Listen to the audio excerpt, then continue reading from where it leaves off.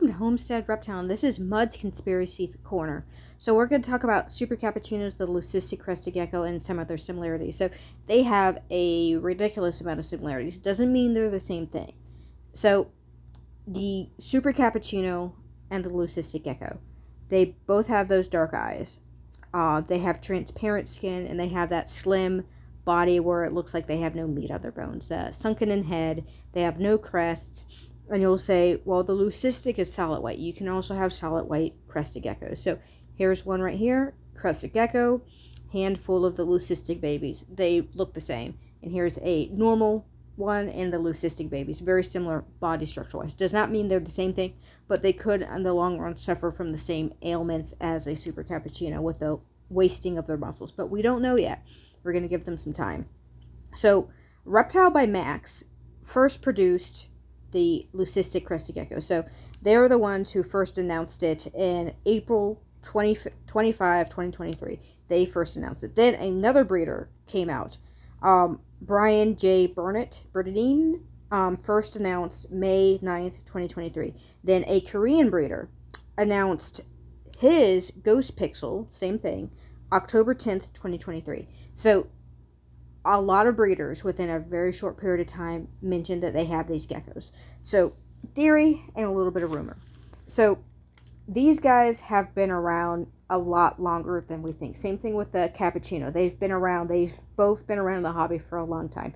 At least for both these guys since 2018. I do have some evidence right here that the Ghost Pixel person who is breeding them had them since 2018. At least that's what he said.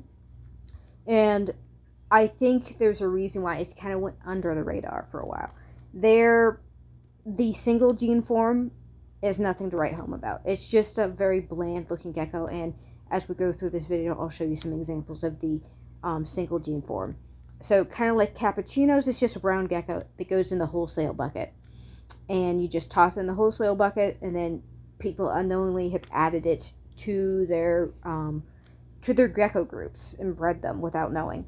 That's why there was this huge run on super cappuccinos during 2022 and 2023. People went crazy. They went cap hunting. That was a whole thing.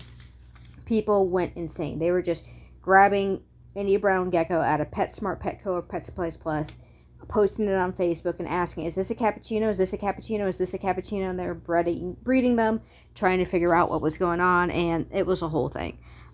So my theory is this is going to happen again with leucistics, because the single form, it was definitely sold in mass production to a lot of people, and there's probably quite a few pet homes that probably have it. That's an educated guess, because again, like I said, the single form is nothing to write home about. It is your generic kind of lavenderish, pinkish, yellowish crested gecko that you could get at any Petco or PetSmart. And here's some examples of the single form. So these ones actually look better, this Korean breeder. But here's some single forms as well. You can see again, it's like they're nothing that's like, whoa, oh my gosh, I can totally see this as a thing. And here's some examples from Reptile by Max. So this is what they bred. So brain to normal gecko. Father brain, normal gecko, and they produced those normal looking geckos. Two pinkies, produced all pinkies. Brain again to a normal gecko, produced the single form. And then again, this is a female bubblegum to normal gecko, and they produce single form. And then pinkies to pinky, produced pinkies again. And then we got the father to a normal, produce normal babies. So you can see there, the normal looking babies are nothing to write home about. They're just what they are. They're nothing that stands out to the average person. And it probably was just a random, oh, I got something awesome. And that they were distributed pretty greatly amongst a lot of hobbyists. So, again, also my prediction. I think people, because they're so, until we get more examples of the single gene form, and if they do have something that does kind of stand out, kind of like cappuccinos do, I think there'll be a rush to get them at your big box shops, because Reptile by Max is a massive wholesaler. They wholesale these unknowingly. if they aren't sickly, they're going to be pricey, but I also see this price going down very quickly. We already have 3 breeders that don't know each other. Like, they're not switching collections that have these. There's a lot more of them. There has to be a lot more of them, like cappuccinos. There's a lot more cappuccinos than a lot of people thought there were. So the price is going to drop. Super cappuccinos in the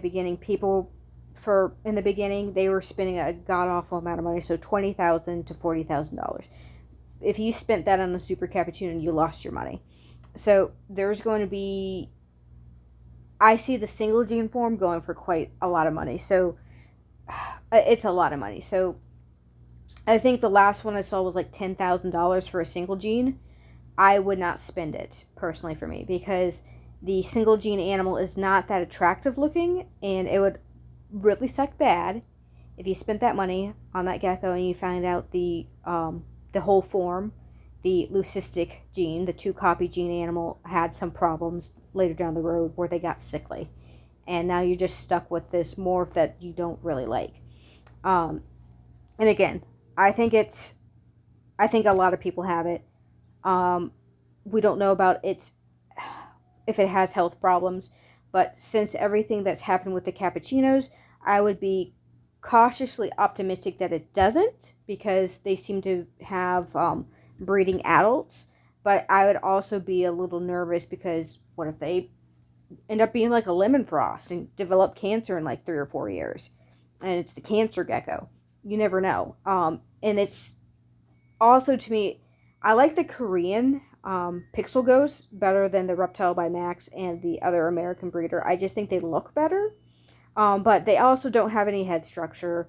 I don't think you can breed that into it. I think it's going to be very similar to super cappuccinos, that no matter what you do to it, that gene just takes away a lot of that extra scalation. It just modifies it, makes it look like smooth skin. And again, I don't know for sure, but this is just my educated guess, seeing what happened with the cappuccinos. So I think it's going to have a niche, but I think whatever head structure you try to breed into it, it's not going to happen. And the single gene form just isn't nice enough that I'd personally want to pick one up. Sure, it's like if they're viable and they go down a lot, you might want to get one just as an oddity gecko, but I personally, it's not something I would want in my collection.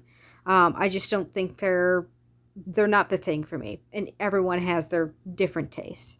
So like and subscribe, tell me what you thought about this, and I'll post anything else interesting, kind of like conspiracy-wise, about different geckos, theories about different new morphs coming out, where there's a lot of new stuff coming out lately.